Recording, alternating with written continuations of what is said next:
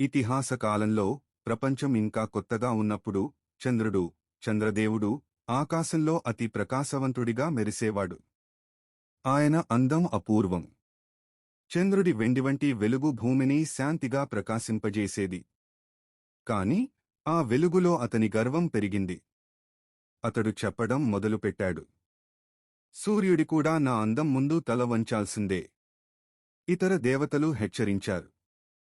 గర్వం ఎంత గొప్పవాడినైనా కళ్ళు మూయిస్తుంది. ఒకరోజు కోపానికి పేరుగాంచిన ఋషి దుర్వాసుడు స్వర్గానికి వచ్చాడు. చంద్రుడు అతని పాతపడిన వేషం, మూడో కన్ను చూసి నిందించాడు. కోపంతో దుర్వాసుడు శాపం ఇచ్చాడు. నీ గర్వానికి ఫలితం. నువ్వు క్రమంగా నీ వెలుగును కోల్పోతావు. అంధకారంలో కరిగిపోతావు. మళ్లీ వెలుగుతో వచ్చి మళ్లీ మాయమవుతావు. ఇది ఎప్పటికీ జరుగుతుంది. చంద్రుడు దిగులుగా మృదువుగా అతని పాదాల వద్ద పడి క్షమాపణ కోరాడు.